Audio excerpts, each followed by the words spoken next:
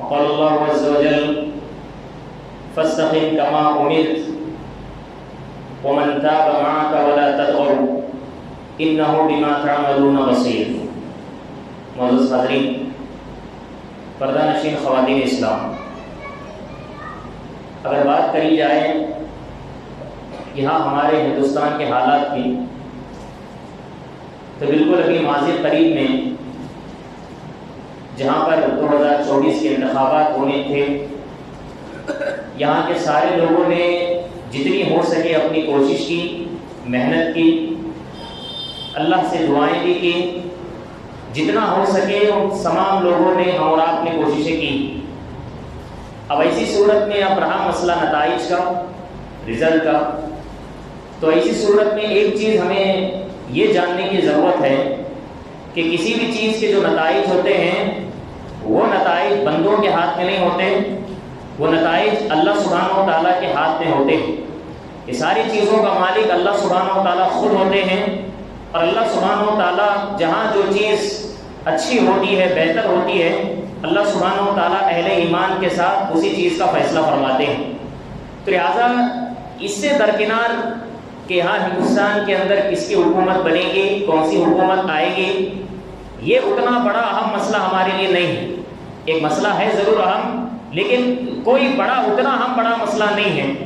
بلکہ اگر آپ دیکھیں گے قرآن مجید میں اللہ سبحانہ و تعالیٰ نے جس چیز کا لوگوں کا حکم دیا ہے وہ حالات کے اعتبار سے چاہے کچھ بھی ہو جائے، یہ مصیبت کے حالات ہوں، خوشحال ہوں، زمانہ کوئی بھی ہو، فتنے کا دور ہو یا فتنے کا دور نہ ہو، یہ تمام حالتوں کے اندر اللہ تعالیٰ نے کسی ایک چیز کا اگر حکم دیا ہے سارے اہل ایمان کو، تو وہ چیز ہے جو قیامت کی صبح تک انسانوں کو اس بات پر عمل کرنا ہے، اور انسان کی زندگی رہتی زندگی تک، مرتے دم تک انسان کو عمل کرنا ہے، اور وہ چیز ہے استقامت دین، یعنی ایمان پر استقامت رکھنا، دین پر استقامت رکھنا۔ یہ انسان کے لیے سب سے بڑا اور اہم مسئلہ ہے۔ اگر ہم کہیں یہ دینی اور شرعی انسان کا فریضہ ہے، یہ اگر انسان کے ہاتھ سے اگر چھوٹ جائے تو دنیا اور آخرت کی ساری نعمتیں اور سارے خیر اس سے نعوذ باللہ من ذالک چھین لیے جا چکے ہیں۔ تو لہٰذا ہماری پوری کوشش صرف اور صرف اسی میں لگے رہے گی، ہماری ساری محنتیں اگر کسی چیز کے پیچھے دوڑ رہی ہوگی وہ صرف ایمان پر ثابت قدم رہنے اور استقامت کی راہ کو اپنانے میں انشاءاللہ تعالیٰ لگے رہنا چاہیے۔ قرآن مجید کی جو آیت میں نے آپ کے سامنے پڑھی سورہ ہود کی آیت کریمہ ہے، اللہ سبحانہ و تعالیٰ نے نبی علیہ السلام کو اس بات کا حکم دیتے ہوئے فرمایا فاستقم کما امرت ومن تاب معك ولا تطغوا۔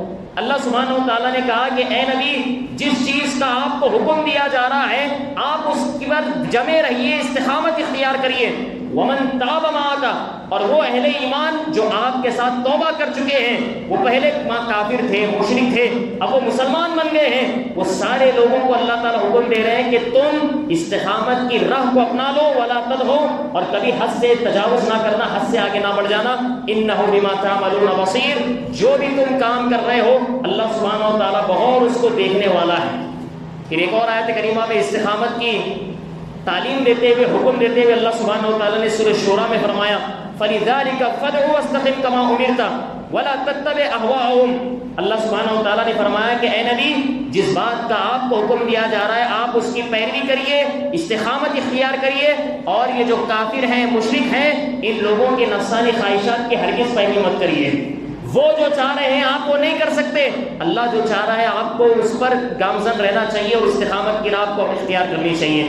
ایک روایت کے اندر صحیح مسلم کی حدیث ہے، سفیان ابن عبداللہ الثقفی رضی اللہ تعالیٰ عنہ پیارے صحابی ہیں، نبی علیہ السلام کے پاس آ کر کے انہوں نے ایک سوال کیا تھا۔ ان کا جملہ ہے، وہ کہتے ہیں کہ قل لی فی الاسلام قولا، اے نبی اسلام کی بابت ایک بات مجھے ایسی بتائیے لا اسأل عنہ غیرک، کہ آپ کے علاوہ کسی اور سے پوچھنے کی نوبت مجھے نہ آئے۔ ایک بات ان کے ایسی بتا دیجئے کہ دوبارہ کسی سے میں نہ پوچھ سکوں۔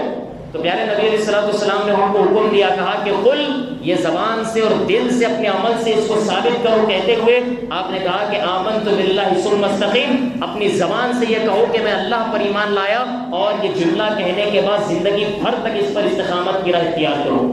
تو یہی چیز معلوم ہوتی ہے کہ جس چیز کا بار بار حکم دیا جا رہا ہے قرآن مجید کے اندر، حدیث کے اندر، وہ یہی چیز ہے کہ ایمان لانے کے بعد اس ایمان کی راہ کو نہ چھوڑنا اور اسی ایمان کے راہ پہ چلتے رہنا، اسی کا حکم دیا گیا ہے۔ قرآن مجید کی ایک اور آیت کریمہ ہے، جب بھی بات استقامت کی آئے گی، موضوع استقامت کا ہوگا، یہ آیت کریمہ کے بغیر یہ موضوع مکمل ہوتا ہی نہیں ہے۔ اللہ سبحانہ و تعالیٰ نے سورہ حامی و سجدہ کی اس آیت کریمہ کے اندر جو استقامت کی بات کہی ہے، اور اللہ سبحانہ و تعالیٰ نے جو بھی استقامت کی راہ اختیار کریں گے، ایسے لوگوں کو اللہ تعالیٰ نے جو خوشخبریاں سنائی ہیں، ان کا تذکرہ اللہ سبحانہ و تعالیٰ ان الفاظ میں کرتے ہیں۔ اللہ نے فرمایا کہ ان الذین قالوا ربنا اللہ ثم استقاموا، اللہ سبحانہ و تعالیٰ نے فرمایا کہ بے شک وہ لوگ جن لوگوں نے یہ کہا ہے اپنی زبان سے، دل کے اخلاص کے ساتھ میں جن لوگوں نے یہ جملہ کہا ہے ربنا اللہ، ہمارا رب اللہ سبحانہ و تعالیٰ ہے، ثم استقاموا، اور یہ جملہ کہنے کے بعد انہوں نے استقامت کی راہ اختیار کری ہے، سچا ثبوت انہوں نے استقامت کا پیش کیا ہے، اللہ تعالیٰ فرما رہے ہیں کہ اب ان کے اوپر کیا ہوگا، خوشخبریاں اللہ تعالیٰ ان کو کیا دیں گے۔ اللہ نے فرمایا کہ تتنزل علیہم الملائکہ، فرشتے ان کے اوپر حاضر ہوتے ہیں، فرشتے ان کے اوپر آسمان سے اتر کر زمین پر آتے ہیں، پھر اس کے بعد میں یہ کہتے ہیں کہ تتنزل علیہم الملائکہ اللہ تخافوا ولا تحزنوا وابشروا بالجنۃ التي کنتم توعدون۔ یہ سب سے بڑی خوشخبری اللہ سبحانہ و تعالیٰ فرما رہے ہیں کہ بعض لوگوں نے کہا کہ فرشتوں کا قول ہے، یہ کہتے ہیں اہل ایمان سے، اور یہ فرشتے کب کہتے ہیں؟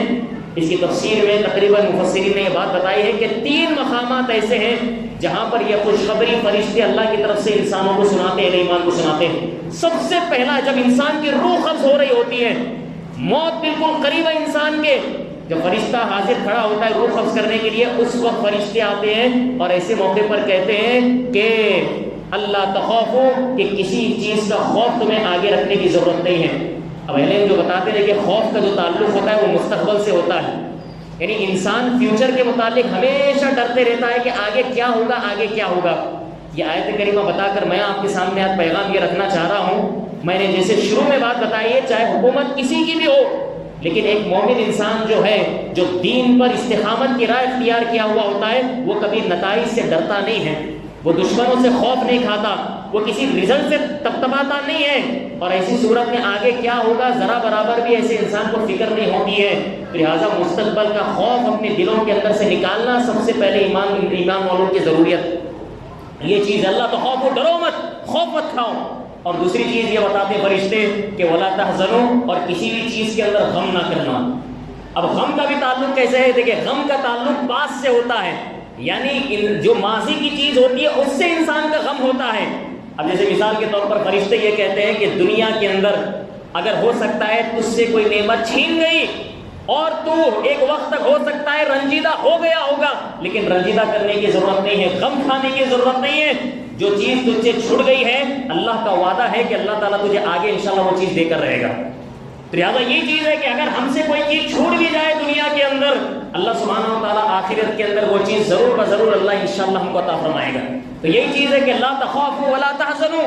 اور تیسری چیز جس کا ہر ایک بندے کو انتظار ہوتا ہے کہ فرشتے کہتے ہیں وابشروا بالجنۃ التي کنتم توعدون، کہ جس جنت کا تمہیں خوشخبری جس کی سنائی جاتی تھی دنیا کے اندر، آج لہٰذا یہ خوشخبری ہم تمہارے سامنے لے کر کے آئے ہیں۔ لہٰذا جنت کی خوشخبری انسان کو کب دی جا رہی ہے؟ کہا کہ مرنے کے وقت دی جا رہی ہے۔ ایک اور جگہ کہا گیا کہ جیسے انسان کو قبر کے اندر اتارا جائے گا، فرشتے وہاں پر سوال کرنے کے لیے حاضر ہوں گے، وہاں پر دوبارہ یہ 3 چیزوں کی خوشخبری سنائی جائے گی۔ مستقبل کا خوف مت رکھنا، کسی چیز کا غم نہ کرنا، اور اللہ تعالیٰ کی طرف سے تمہیں جنت کی خوشخبری مبارک ہو۔ اور ایک چیز کہا گیا کہ ایک اور تیسری جگہ کہاں پر ہے؟ کہا کہ انسان کی قبر پھٹے گی، انسان دوبارہ قبروں سے زندہ اٹھائے جائیں گے۔ میدان حشر میں پہنچنے سے پہلے ہی اللہ سبحانہ و تعالیٰ فرشتوں کے ذریعے سے پھر دوبارہ یہ 3 چیزیں اللہ تعالیٰ عطا فرمائے گا۔ کہا کہ وہاں ڈرنا مت، ڈر تمہارا مقدر نہیں ہے۔ دوسری چیز غم بھی تمہارا مقدر نہیں ہے، اور تیسری چیز کا تمہارا مقدر اگر کوئی چیز ہے تو صرف ایک ہے، وہ جنت ہے، لہٰذا اس کا انتظار کرنا تم۔ پھر اس کے بعد والی آیت میں اللہ سبحانہ و تعالیٰ نے اور مزید 4تھی خوشخبری دیتے ہوئے اللہ تعالیٰ نے فرمایا نحن اولیاؤکم فی الحیات الدنیا وفی الآخرہ، اہل ایمان دنیا کے اندر جیسے ہم تمہارے دوست تھے، آخرت کے اندر بھی انشاءاللہ یہ دوستی میری باقی رہے گی۔ اللہ سبحانہ و تعالیٰ کا یہ ساتھ، اللہ کی یہ مدد آخرت کے اندر بھی اہل ایمان کے ساتھ ہوگی. لیکن موضوع ہمارا کیا ہے؟ وہ موضوع سنتے ہوئے چلیے آپ، وہ استقامت دین ہے. یعنی وہی انسان کو یہ ساری خوشخبریاں ملیں گی جو دین کے نام پر استقامت اختیار کرتا ہے. صرف زبان سے کلمہ پڑھ کر کے چھوڑنے والا انسان کے لیے ساری خوشخبریاں نہیں. لہٰذا یہ دین استقامت کی فضیلت ہے جس میں اللہ سبحانہ و تعالیٰ نے یہ آیت نازل فرمائی. اب اس کے بعد پہلے یہ چیز معلوم کریں کہ بھائی استقامت کیا چیز ہے. تو کہا کہ استقامت کیا چیز ہے. لغوی معنی اگر ہم کہیں عربی زبان کے اندر تو استقامت کے معنی ہوتے ہیں کھڑے ہونا، یا ایک اور معنی جس کو کہتے ہیں سیدھے چلنا، سیدھے رہنا. تو سیدھے رہنے کے معنی ہوتے ہیں استقامت کے، اور یہی راستہ جو سیدھا جا رہا ہے وہ جنت کا راستہ ہے. اسی راستے پر انسان کو چلنا ہے. شرعی معنی کیا ہے؟ تو لہٰذا عبداللہ ابن عباس کی ایک تفسیر ہے، بڑی جاندار تفسیر انہوں نے کری. عبداللہ ابن عباس کہتے ہیں رضی اللہ تعالیٰ عنہ، استقامت کا معنی یہ ہے کہ جو اللہ تعالیٰ نے جن چیزوں کا حکم بطور فرض، بطور واجب اللہ تعالیٰ نے عائد کیا ہے، یہ سارے فرائض اور واجبات کی پابندی کرنے والا انسان ہے. تو مستقیم کس کو بولیں گے آپ؟ تو مستقیم وہ ہے جو سارے فرائض اور واجبات کا اہتمام کرنے والا انسان ہے. تو لہٰذا اس کو کہیں گے مستقیم انسان. اور ایک اور جو تفسیر آئی قاضی ایاز رحمہ اللہ کی ایک تفسیر ہے، وہ کہتے ہیں انسان ایک مطلب زبان سے توحید کا اقرار کر لیا، زندگی بھر تک اس پر باقی رہے گا، جمے رہے گا، اڑے رہے گا، کبھی یہ توحید کو نہیں چھوڑے گا. اللہ سبحانہ و تعالیٰ کی اطاعت و فرما برداری کرتے کرتے یہاں تک معاملہ آ جائے گا کہ اس پر موت طاری ہو جائے گی. یعنی زندگی بھر تک توحید کو لازم کرنا ہے. اور اسی بات کا حکم اللہ تعالیٰ نے قرآن میں نبی علیہ السلام کے ذریعے سے ساری امت تک پیغام پہنچایا. اللہ سبحانہ و تعالیٰ نے فرمایا وَاعْبُدْ رَبَّكَ حَتَّىٰ يَأْتِيَكَ الْيَقِينُ. اللہ تعالیٰ نے کہا کہ اللہ کے دین کو تھامے رکھو، اللہ کی عبادت اس وقت تک کرتے رہو جب تک کہ تم تک یقین نہ پہنچ جائے. تو یقین کا معنی ہے موت. تو یہ موت تک انسان کو اللہ کی عبادت کرتے رہنا ہے. نتائج چاہے جو ہو جائے، حالات چاہے جو ہو جائے، حکومت جو بھی بن جائے، لیکن انسان کو توحید کی راہ نہیں چھوڑنا ہے اور دین کی راہ انسان کو نہیں چھوڑنا ہے. اسی والے ایک اور بات اگر ہم کہیں استقامت کی جب بات بتا رہے ہیں، استقامت کی اگر دیکھیں گے انسان میں اللہ تعالیٰ نے بہت سارے اعضاء رکھے ہیں، لیکن جو مرکزی عضو اللہ تعالیٰ نے رکھا ہے تو دل کو رکھا ہے. یہ مرکز ہے انسان کا عضو، اسی سے انسان کی ہدایت اور ضلالت کا فیصلہ ہوتا ہے. اور اسی کی بابت نبی علیہ السلام ہمیشہ ڈرتے ہوئے یہ دعائیں مانگتے تھے. انسان کو ہمیشہ اللہ تعالیٰ سے یہ دعائیں مانگتے رہنا چاہیے. یا مقلب القلوب ثبت قلبی علی دینک، اے اللہ سبحانہ و تعالیٰ، اے دلوں کو پھیرنے والی ذات، اللہ تعالیٰ میرے دین کو تو اپنے میرے دل کو اللہ تعالیٰ کو تیرے دین کی طرف پھیر دے، اس پر ثابت قدم رکھ. لہٰذا یہ دعا بڑی اہم ہے، یہ دعا انسان کو ہمیشہ کرنا چاہیے. تو دل مرکز ہے. نبی علیہ السلام نے ایک اور حدیث کے اندر بطور دلیل آپ نے فرمایا الا ان فی الجسد مضغہ. نبی علیہ السلام نے کہا لوگوں سنو، انسان کے جسم کے اندر ایک لوتھڑا ایسا ہے، وہ لوتھڑا اگر سدھر جائے ساری اعضاء جتنے بھی ہیں سب سدھر جائیں گے. اگر وہ ایک لوتھڑا اگر گمراہ ہو جائے، بہک جائے، تو ایسی صورت میں انسان کے سارے اعضاء وہ بہک جائیں گے، گمراہ ہو جائیں گے. آگے نبی علیہ السلام نے فرمایا، کہا کہ یہ چیز جو انسان کے بدن کے اندر اللہ نے رکھا ہے وہ دل ہے، وہ قلب ہے. لہٰذا یہ قلب، یہ دل، اس کی استقامت کی دعا ہمیشہ اللہ سبحانہ و تعالیٰ سے باقاعدہ بندے کو کرنا چاہیے. اور دوسری چیز کہا کہ دل کے بعد اگر کوئی اہم چیز انسان کے بدن کے اندر ہے، جسم کے اندر ہے، تو کہا گیا کہ وہ انسان کی اپنی زبان ہے. یہ دو بڑی اہم چیزیں ہیں، اس کی پابندی انسان اگر کر لیا، ان کو قابو میں کر لیا، سمجھ لیجیے انسان کی کامیابی ہو گئی. اچھا، اس کی کیا دلیل ہے کہ جس میں صحیح مسلم کی حدیث ہے، یہی صحابی جو اس سے پہلے واقعے میں پوچھ رہے ہیں وہی صحابی ہیں سفیان ابن عبداللہ صحابی رضی اللہ تعالیٰ عنہ. نبی علیہ السلام سے سوال کرتے ہیں کہ ما اکثر ما تخاف علیہ، اے نبی آپ بتائیے کہ سب سے زیادہ خوف مجھ پر آپ کس چیز سے رکھتے ہیں؟ تو نبی علیہ السلام نے سب سے پہلے کیا کیا؟ فَأَخَذَ رسول اللہ صلی اللہ علیہ وسلم بِطَرْفِ لِسَانِهِ نَفْسِهِ. سب سے پہلے نبی علیہ السلام نے اپنے منہ سے زبان باہر نکالی، آپ نے اپنی زبان کا کنارہ پکڑا اور کنارہ پکڑ کر کے آپ نے جملہ کہا ہاذا، یہ زبان ہے جو سب سے زیادہ میں اپنے امت پر اس چیز سے ڈرتا ہوں. اور دیکھیے ایک اور مثال نبی علیہ السلام کی جو حدیث ہے، کہا گیا کہ دیکھیے دل اور یہ زبان کتنا بڑا اہم ہے، اگر اس کو اگر قابو میں رکھ لیے ہم تو دنیا کا سب سے بڑا پہلوان انسان یہی ہے. تو نبی علیہ السلام نے فرمایا کہ لیس الشدید بالسرعہ، آپ نے کہا کہ پہلوان وہ نہیں ہے جو کسی انسان کو پچھاڑ دے. آپ نے فرمایا کہ انما الشدید الذی یملک نفسہ عند الغضب. آپ نے فرمایا کہ غصے کے وقت میں انسان اگر اپنے نفس کو قابو میں رکھ لے، دل کو قابو میں رکھ لے، زبان کو قابو میں رکھ لے، یہ انسان حقیقی معنی میں پہلوان ہے، آپ نے فرمایا۔ تو سمجھ لیجئے کہ یہ دل اور زبان کی حفاظت یہ انسان کے لیے اشد ضرورت ہے، بہت اہم ضرورت ہے۔ جنت کی بشارت اور جنت کی ضمانت نبی علیہ الصلوۃ والسلام نے اگر دی ہے تو زبان اور شرگاہ کے حوالے سے دی ہے۔ آگے بڑھتے ہوئے یہ کہتے ہیں موضوع استقامت کے حوالے سے، بہت سارے لوگ ہیں جو استقامت کی نیت کرتے بھی ہیں، لیکن دو بڑی ایسی رکاوٹیں ہیں کہ جن کی وجہ سے بہت سارے لوگ استقامت کی راہ چھوڑ دیتے ہیں، ترک کر دیتے ہیں۔ آپ اس پر غور کریے آپ کبھی۔ تو دو کون سی رکاوٹیں ہیں؟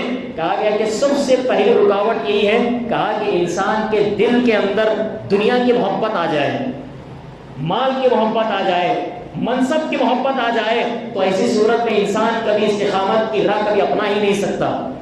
تو لہٰذا یہ چیز ہے، علم کہتے ہیں کہ دیکھیں محبت کی دو قسمیں ہیں۔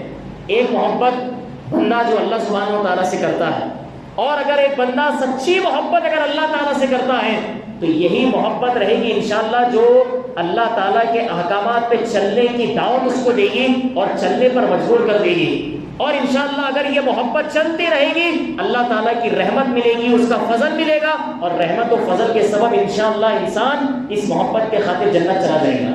اور دوسری محبت علم کہتے ہیں کہ یہ دوسری محبت یہی ہے کہ انسان مال کی محبت دل میں رکھے، دنیا کی محبت دل میں رکھے، اللہ اور اس کے رسول سے بڑھ کر کے بیوی بچوں کی محبت دل کے اندر رکھے، مال کی، منصب کی، عہدے کی، یہ ساری چیزیں اگر انسان کے دل کے اندر پیوست ہو جائیں، سمجھ لیجئے کہ وہیں سے اللہ سبحانہ و تعالیٰ انسان کو ایمان سے بھی محروم کر دیتا ہے اور استقامت سے بھی محروم کر دیتا ہے۔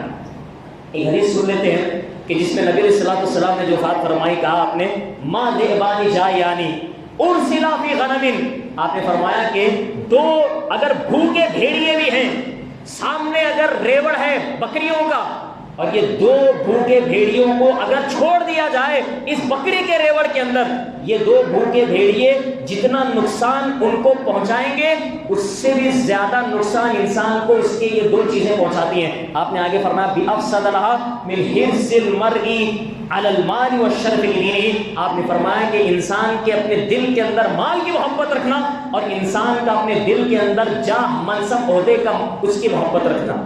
تو معلوم یہ ہوا کہ سمجھ لیجئے کہ مال کی محبت نہیں، منصب کی محبت نہیں، یہ دو چیزیں اگر دل کے اندر آ گئی انسان کے، تو جس قدر یہ دو بھوکے بھیڑیے جتنا نقصان نہیں پہنچا سکتے وہ بکریوں کو، اتنا نقصان کے انسان کو دین کو یہ پہنچا دیتے ہیں۔ لہٰذا ضروری ہے کہ سب سے پہلے ہم دنیا کی جو لالچ ہے، دنیا کی جو محبت ہے اپنے دلوں سے نکال دیں۔ ابن القیم رحمہ اللہ کا ایک قول ہے، دیکھیں دل کی محبت، اس کو اگر ایک لفظ دینا ہے ہم کو، ہم دے سکتے ہیں جس کو خواہشات نفسانی کہتے ہیں، نفسانی خواہشات۔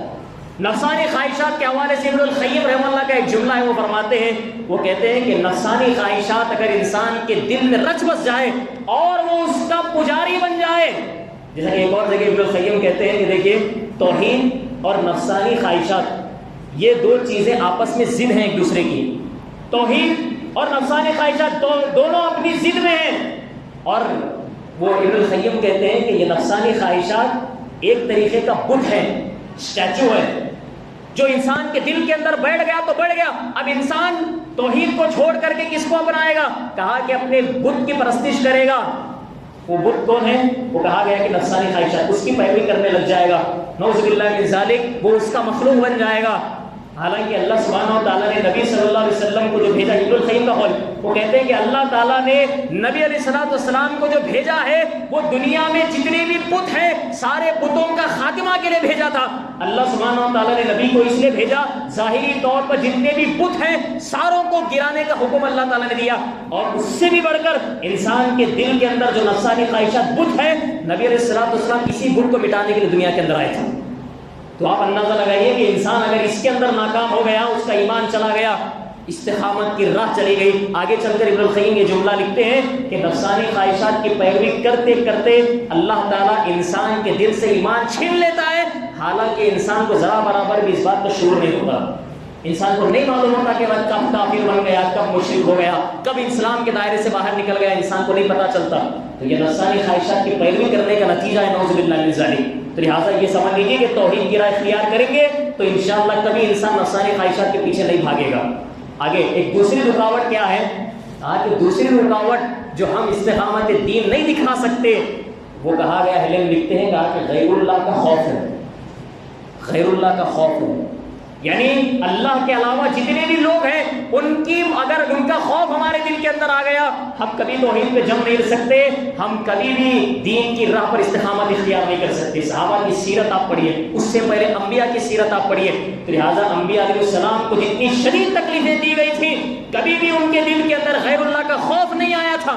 ایک مثال واضح ہے، بلال رضی اللہ تعالیٰ کو مکے کی سرکتی ہوئی دھوپ کے اندر جب لٹایا گیا اور اس کے بعد گرم گرم جو پتھر آپ کے اوپر رکھے گئے، اور ایک بدبخت انسان پتھر پر یا آپ کے سینے پر پیر رکھتا ہے تاکہ آپ ادھر ادھر نہ مڑ سکے، آپ کو پوری طریقے سے تکلیف پہنچ سکے، تو لہٰذا اس کے بعد بھی جب لوگ کہتے ہیں کہ ابھی بھی تم اپنے دین کو چھوڑنے پہ تیار ہو، تو لہٰذا بلال رضی اللہ تعالیٰ کا ایک ہی جملہ تھا، صرف اور صرف ان کے زبان سے احد احد کے نعرے نکلتے، وہ کہتے ہیں کہ اللہ ایک ہے، چاہے تم کو جو کرنا ہے کر لو، لیکن میں توحید کبھی راہ اس کو چھوڑ نہیں سکتا۔ لہٰذا یہ صحابہ کرام کی جتنی بھی سیرتیں آپ صحابہ کے پڑھ لیجئے جن کو تکلیفیں دی گئی، سارے کے سارے نے یہی رائے اختیار کی، سب نے زبان سے ایک ہی کہا کہ اللہ ایک ہے، ہم کبھی اس بات سے پیچھے نہیں ہٹ سکتے۔ لہٰذا ان کے دل کے اندر صرف اللہ کا خوف تھا، ان کے دلوں کے اندر غیر اللہ کا خوف نہیں تھا، اور اگر غیر اللہ کا خوف آ گیا جس دن نعوذ باللہ، تو ایک انسان ان کی نعوذ باللہ ان کی پیروی کرنے لگے گا، اللہ اس کے رسول کے راستے کو نعوذ باللہ ترک کر دے گا۔ اب دیکھیے ایک مثال دی جاتی ہے ابو طالب کی، نبی علیہ السلام کے چاچا کی۔ اب ایک سوال پیدا ہوتا ہے نا کہ ابو طالب آپ کے چاچا، نبی علیہ السلام کے ساتھ شانہ بشانہ آپ نے ان کی مدد کی ہے، نصرت کی ہے، دین کی مدد میں ابو طالب کا بھی حصہ رہا ہے، لیکن اس کے باوجود بھی ابو طالب نے اسلام قبول نہیں کیا ہے۔ آخر کیا وجہ ہے کہ ابو طالب نے اسلام قبول نہیں کیا؟ اس کے کئی اسباب ہیں، اس میں سے ایک سبب اہل علم بتاتے ہیں، وہ یہ ہے کہ ابو طالب کو صرف اور صرف غیر اللہ کا خوف ستاتا تھا، جس کی وجہ سے وہ کبھی اسلام نہیں لائے۔ اس کی وجہ ابو طالب ہمیشہ ایک شعر پڑھا کرتے تھے، وہ عربی شعر ہے، اس کا اردو ترجمہ آپ کے سامنے میں ذکر کر رہا ہوں۔ ابو طالب ایک شعر کے انداز میں پڑھتے تھے، وہ کہتے تھے کہ مجھے یہ قریش مکہ جو ہیں ان کی بدسلوکی سے، اور دوسرا ان کے بائیکاٹ سے، اور تیسرا میرے دل کے اندر جو کرسی، جو منصب، جو عہدے کی لالچ ہے، یہ تین چیزیں ایسی ہیں جس کے میں آج تک اسلام قبول نہیں کر سکا، اور اسلام قبول کرنے میں یہ تین چیزیں ہمیشہ رکاوٹ بنی۔ تو آپ اندازہ لگائیے کہ دل کے اندر اگر دنیا کی لالچ آ گئی تو وہ دل کے اندر اللہ تعالیٰ کبھی ایمان اور توحید کو نہیں بٹھاتے۔ اور دوسری چیز غیر اللہ کا خوف اگر آ گیا، اللہ سبحانہ و تعالیٰ اپنا خوف نعوذ باللہ من ذالک عذاب کے طور پر اس سے وہ نعمت کو اللہ تبارک و تعالیٰ چھین لیتے ہیں۔ تو لہٰذا ہمارے دل کے اندر کبھی غیر اللہ کا خوف نہیں ہونا چاہیے۔ میں آپ کے سامنے یہ مسئلہ اس لیے واضح کر رہا ہوں کیونکہ آج جب سے بہت سالوں سے بہرحال مسلمان ہمیشہ مستقبل کے فکر مند رہتے ہیں۔ پلاننگ کرنا ایک اور بات ہوتا ہے، لیکن ہمیشہ غم میں رہیں، ہمیشہ خوف میں رہیں، اور اللہ کو چھوڑ کر غیر اللہ کے خوف اپنے دل کے اندر رکھنا، یہ تمام تقریباً مسلمانوں کا حال یہ ہے۔ اور نتائج کو لے کر بھی صرف اور صرف دن اور رات ایک مسلمان کی نیند اڑی ہوئی ہے، آج مسلمان خوف میں ڈوبا ہوا ہے۔ لہٰذا کس چیز کا خوف ہے ہمیں؟ یعنی ہم اللہ سبحانہ و تعالیٰ کے ذات پر ایمان رکھنے والے لوگ ہیں، ہم نے اس پر ایمان لایا ہے، لہٰذا نبی علیہ السلام کی رسالت کا ہم نے اقرار کیا ہے، تو اس کے باوجود بھی مسلمان آج ان تمام دشمنان اسلام سے ڈرنے کے لیے مجبور ہو جا رہا ہے۔ تو لہٰذا اسے خوف کھانے کی ضرورت نہیں، ڈرنے کی ضرورت نہیں ہے۔ اللہ سبحانہ و تعالیٰ پر بھروسہ رکھنا، توکل کرنا، اور اللہ تعالیٰ سے حسن ظن رکھنا آج کے بہت اہم ضرورت ہے۔ قرآن مجید کی ایک آیت انشاءاللہ جس میں ہمارا ایمان تازہ ہو جائے گا، جس میں اللہ سبحانہ و تعالیٰ نے فرمایا سورہ یونس کی آیت وَإِن يَمْسَسْكَ اللَّهُ بِضُرٍّ فَلَا كَاشِفَ لَهُ إِلَّا هُوَ۔ اللہ سبحانہ و تعالیٰ نے یہ فیصلہ سنا دیا ہے، اگر اللہ سبحانہ و تعالیٰ کی طرف سے تمہیں کوئی نقصان پہنچ جائے، اللہ سبحانہ و تعالیٰ کے علاوہ اسے ہٹانے والا کوئی نہیں ہے۔ تو لہٰذا ہم کیا کرتے ہیں؟ مصیبت ہم کو پہنچ رہی ہے، ہم غیر اللہ کے پاس بھاگ جاتے ہیں، غیر اللہ سے مدد طلب کرنے لگ جاتے ہیں، حالانکہ اللہ فرما رہے ہیں کہ یہ مصیبت جو نازل کی اللہ ہے، مصیبت کو دور کرنے والا بھی اللہ ہے۔ لہٰذا اللہ کو چھوڑ کر غیر اللہ کے پیچھے بھاگیں گے تو اور مصیبتیں آئیں گی، انسان اسی طریقے سے نعوذ باللہ اور خوف کے اندر مبتلا ہوگا۔ آگے اللہ تعالیٰ نے یہ بھی کہا وَإِن يُرِدْكَ بِخَيْرٍ فَلَا رَادَّ لِفَضْلِهِ، اور اگر اللہ سبحانہ و تعالیٰ تمہارے ساتھ خیر کا معاملہ کرے گا انشاءاللہ، تو اللہ سبحانہ و تعالیٰ کیا فضل کو آنے سے کوئی ذات روک نہیں سکتی ہے۔ تو اگر اللہ سبحانہ و تعالیٰ کا فیصلہ مسلمانوں کے حق میں ہے، اللہ کی رحمت، برکت، فضل اگر نازل ہونا ہے، تو لہٰذا یہ جتنے بھی لوگ ہیں دشمنان اسلام اس کو روک نہیں سکتے، ان کے اندر ہمت نہیں، وہ چاہے جتنے پلان بنا لیں، جتنے کام کر لیں، تو لہٰذا وہ اللہ سبحانہ و تعالیٰ کے خیر کو جو مسلمانوں کے ساتھ ہے وہ کبھی انشاءاللہ ختم نہیں کر سکتے، اس کو روک نہیں سکتے۔ اللہ آگے یہ بھی بتاتے ہیں کہ اللہ کا فضل ہر ایک کو نہیں ملتا، ہاں اسی کو ملتا ہے جو صرف دین کی راہ پر استقامت اختیار کیے ہوئے. اللہ نے فرمایا یصیب به من یشاء من عباده، اپنے بندوں میں سے اللہ جن کو چاہتا ہے اپنا فضل عطا فرماتا ہے. آگے اللہ نے کہا وہ الغفور الرحیم، اور اللہ سبحانہ و تعالیٰ بڑے بخشنے والا بڑا مہربان ہے. اس میں ایک نقطہ ہے، اس میں ایک اشارہ ہے، واللہ عالم، جو اس آیت سے پتہ چلتا ہے. اللہ نے اتنی بات ذکر کرنے کے بعد آخر میں اللہ سبحانہ و تعالیٰ ایک صفت غفور کی بتا رہے ہیں، ایک نام غفور بتا رہے ہیں. تو اس سے یہ بات معلوم ہوئی کہ اب جتنا ہو چکا ہے. اب اگر اس کے بعد استقامت کی راہ اختیار کریں گے، توبہ کر لیں گے، ایمان لے آئیں گے، نیک عمل کرنے لگ جائیں گے، تو انشاءاللہ تعالیٰ اللہ فرما رہے ہیں کہ اللہ بخشنے والا بھی ہے، اللہ تعالیٰ کی رحمت انشاءاللہ مل کر رہے گی. تو لہٰذا یہ سارے مسلمان اگر آج ہندوستان کے لیے اس چیز پر عمل کرنے لگ جائیں تو انشاءاللہ سارے نتائج، سارے فیصلے اللہ سبحانہ و تعالیٰ سارے مسلمانوں کے حق میں کر دیتے ہیں. ہمارا ایمان کیا تقدیر پر نہیں ہے؟ تقدیر پر سب سے کمزور ایمان ہمارا ہے. جبکہ نبی علیہ السلام نے تقدیر کی بابت یہ بات فرمائی. مسلم کی حدیث سے آپ نے کہا کتب اللہ مقادیر الخلائق قبل ان یخلق السماوات والارض ب50,000 سنہ. نبی علیہ السلام نے فرمایا کہ اللہ تعالیٰ نے آسمان و زمین کی تخلیق سے 50,000 سال پہلے ہی اللہ سبحانہ و تعالیٰ نے سارے انسانوں کی تقدیر لکھ دی. لہٰذا ہمارا تقدیر پر بھی بھروسہ یہ ہونا چاہیے کہ ہاں تقدیر میں سب چیزیں لکھ دی جا چکی ہیں. ہاں اب یہ ہے کہ ہم اللہ سے توبہ کریں، استقامت اختیار کریں، دعائیں مانگتے رہیں. یہ ساری چیزیں انشاءاللہ تعالیٰ اللہ سبحانہ و تعالیٰ ہماری تقدیر انشاءاللہ جو لکھے اس سے بہتر اللہ سبحانہ و تعالیٰ فرما دیں گے. لہٰذا یہ چیز ایک اور آیت میں اللہ تعالیٰ یہ حکم دیتے ہوئے فرمایا فَلَا تَخَافُوهُمْ وَخَافُونِي. اللہ نے کہا لوگوں، مسلمانوں، اہل ایمان، ان سے ڈرنے کی تمہیں ضرورت نہیں ہے، ڈرنا ہے تو میں ہوں. وَخَافُونِي، مجھ سے ڈرو ان کنتم مؤمنین، اگر تم صحیح معنی میں اہل ایمان ہو. اللہ سبحانہ و تعالیٰ ایمان کا واسطہ دے رہے ہیں تم سے. اگر تمہارے دلوں کے اندر ایمان ہے واقعتاً تو ڈر رکھنا ہے تو صرف اللہ کا ڈر رکھیے اپنے دل کے اندر، اللہ کے علاوہ کسی اور کا خوف انشاءاللہ نہیں ہونا چاہیے. اب ایک چیز اور آگے بات بڑھاتے ہوئے یہ چیز دیکھیں، ایک واقعہ بڑا مشہور واقعہ ہے جیسا کہ نبی علیہ السلام نے واقعہ بیان فرمایا ہے کہ ایک مرتبہ ہوا ایسا کہ نبی علیہ السلام کے ہاتھ میں ایک تلوار تھی. آپ راستے میں جا رہے تھے تو راستے میں جاتے جاتے ذرا تھکاوٹ کے سبب آپ نے کیا دیکھا کہ ایک درخت ہے اور وہاں چھاؤں ہے، ذرا سا تھوڑا سا آرام کر لیتا ہوں. تو نبی علیہ السلام نے وہ تلوار جو ہے درخت پہ لٹکا دی اور نبی علیہ السلام تھوڑا سا وہاں آرام فرما رہے تھے. اور ایسے میں ہوتا کیا ہے کہ ایک دشمن اسلام وہاں آتا ہے، آ کر کے موقع دیکھ کر کے وہ فوراً وہ لٹکی ہوئی تلوار کو درخت سے نکال لیتا ہے. نبی علیہ السلام کی آنکھ کھل جاتی ہے، آپ اٹھ کھڑے ہو جاتے ہیں. تو ایسے موقع پر وہ جو انسان ہے جس نے تلوار ہاتھ میں تھامی ہوئی ہے وہ انسان ابھی کافر و مشرک ہے. نبی علیہ السلام سے سوال کرتا ہے کہ آج اب میرے ہاتھ میں تلوار ہے، تم کو بچانے والی ذات کون ہے بتاؤ.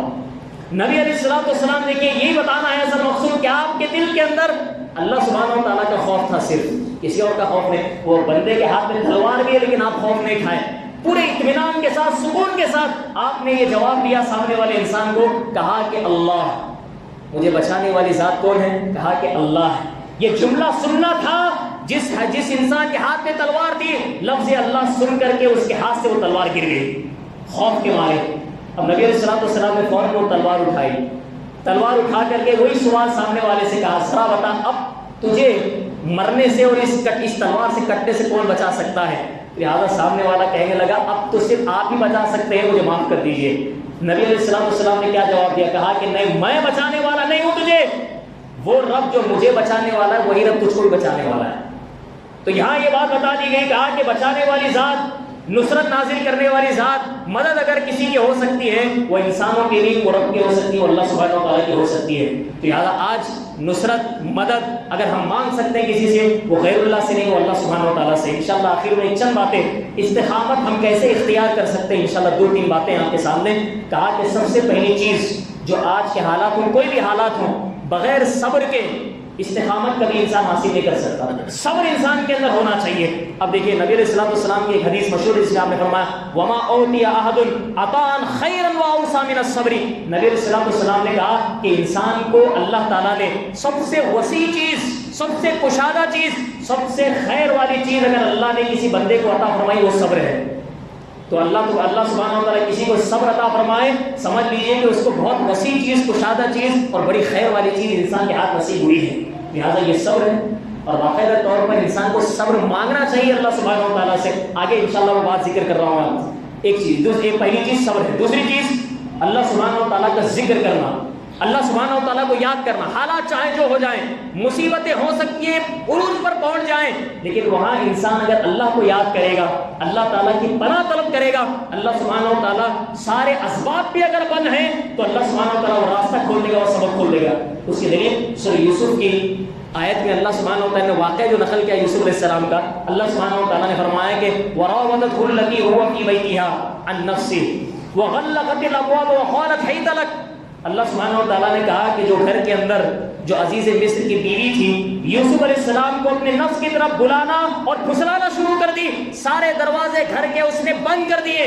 اب وہ چاہ رہی تھی نعوذ باللہ کہ یوسف کے ساتھ میں زنا کرے, اور اس نے یہ جملہ بھی کہا ہی تلک, آ جاؤ یوسف, کوئی نہیں ہے, سارے دروازے بند ہیں. تو وہاں یوسف علیہ السلام نے اللہ کو یاد کیا, اللہ کا ذکر کیا, اللہ کی پناہ طلب کی, اور جملہ ان کے زبان سے یہ نکلا, کہا کہ معاذ اللہ, اللہ سبحانہ و تعالیٰ کی پناہ, انہ لا یفلح الظالمون. آگے یہ جملہ ہے ان کا, وہ کہتے ہیں کہ ظالم انسان کبھی کبھی نعوذ باللہ کامیاب نہیں ہو سکتا ہے. تو لہٰذا معلوم یہ ہوا کہ اللہ سبحانہ و تعالیٰ نے فوراً ان کو اس مصیبت سے آگے چل کر کے نکال دیا, اور ان کی برات کا بھی الحمدللہ اعلان ہو گیا. تو یہ اللہ سبحانہ و تعالیٰ کے ذکر کی طاقت ہم کہہ سکتے ہیں کہ اللہ سبحانہ و تعالیٰ انشاءاللہ ہر مصیبت سے آسانی کی طرف انسان کو نکال دیتا ہے. تیسری چیز کہا کہ انسان کو دعا کرنا چاہیے. وہ دعا اگر انسان ہمیشہ کرتا رہے گا تو انشاءاللہ تعالیٰ اللہ تعالیٰ توحید کی نعمت باقی رکھتے ہوئے استقامت کی راہ اس کو دے سکتے ہیں. اللہ سبحانہ و تعالیٰ نے قرآن کے اندر ایک دعا ہم کو سکھلائی, وہ دعا کی پابندی ہمارے لیے ضروری ہے. جیسا کہ ایک حدیث میں وہی چیز نبی علیہ الصلوۃ والسلام جو کہتے تھے یا مقلب القلوب ثبت قلبی علی دینک, اس کے علاوہ قرآن کے ایک اور آیت ہے جس میں اللہ فرما رہے ہیں ربنا لا تزغ قلوبنا بعد اذ ہدیتنا وہب لنا من لدنک رحمۃ انک انت الوہاب. یہ بھی دعا ایسی ہے جو استقامت اختیار کرنے والوں کے لیے بہت اہم نسخہ ہے اور بہت اہم ورد ہے. اب دیکھیے بات جہاں پر ہے نا صبر مانگنا چاہیے اللہ سبحانہ و تعالیٰ سے, اس کی خود دلیل قرآن میں سورہ بقرہ کے واقعے میں اللہ سبحانہ و تعالیٰ نے نقل فرمائی. وہ کیا ہے, کہا کہ وہاں جالوت کی ایک جو لشکر تھا, آج تک بہرحال وہ ایسی قوم تھی, وہ مالکہ آج تک کسی کے سامنے زیر نہیں ہوئی تھی, کبھی آج تک ہاری نہیں تھی. لہٰذا ایسی صورت میں واقعہ وہ اختصار کے ساتھ میں آپ کے سامنے بیان کروں گا کہ طالوت کو اللہ سبحانہ و تعالیٰ نے حاکم بنایا اور ان کے زیر سرپرستی میں جالوت کا مقابلہ کروایا, اور ابھی بالکل جنگ لڑنے ہی والے ہیں.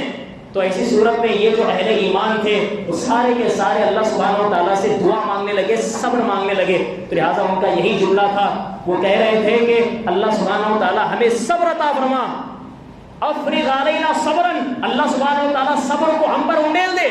تو یہ دعا کرنی چاہیے انسان کو ایسے حالات کے اندر, افرغ علینا صبرا وثبت اقدامنا, اللہ سبحانہ و تعالیٰ ہمارے پیروں کو تو ثابت قدم رکھ, پیروں کو ہمیں جما دے ہمارے پیر, وثبت اقدامنا وانصرنا علی القوم الکافرین, اور جو کافر لوگ ہیں اللہ سبحانہ و تعالیٰ ان کے مقابلے میں تو ہماری مدد فرما. لہٰذا یہ دعا آج کے حالات میں بہت اہم ہے, بہت اہم ہے. ہر ایک مسلمان کو یہ دعا کی پابندی کرنے کی ضرورت ہے. لہٰذا کافر انسان بہت پروپیگنڈے, بہت پلان بنا چکے ہیں, اگر ہمیں نجات کوئی چیز دے سکتی ہے تو دعا کے ساتھ ساتھ استقامت دین ہے. اور اس کے بعد ایک چوتھی بات اگر ہم بولیں وہ اللہ سبحانہ و تعالیٰ کی کتاب قرآن مجید, اس کی طرف سارے لوگوں کو پلٹنے کی ضرورت ہے, قرآن مجید کو تھامنے کی ضرورت ہے, اس کے جتنے حقوق ہیں سارے حقوق ادا کرنے کی ضرورت ہے.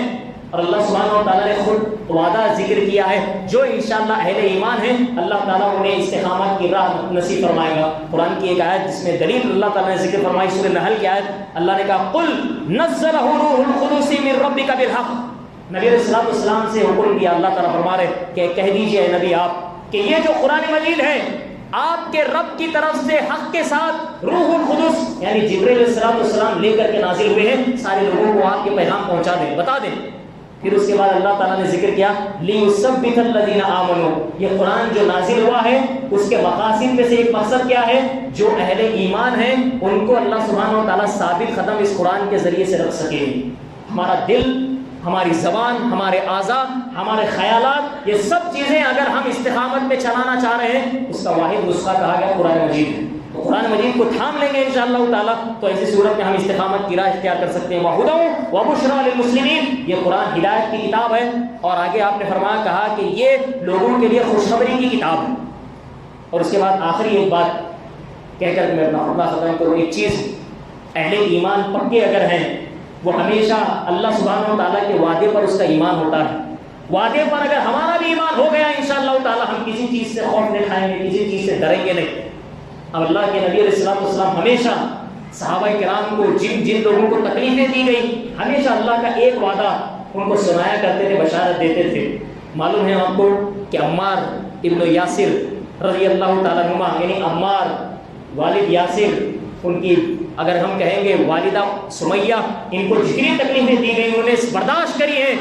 ان کو ہمیشہ نبی علیہ السلام ایک چیز کی وصیت فرماتے تھے, وہ جملہ یہ تھا اصبروا یا آل یاسر. وہ ہمیشہ کہتے تھے کہ اے یاسر کی اولاد ذرا صبر کرو, صبر کرو ذرا. پھر آگے یہ فرماتے ان موعدکم الجنہ, بے شک تمہارا جو ٹھکانہ ہے آخری وہ ٹھکانہ جنت ہے.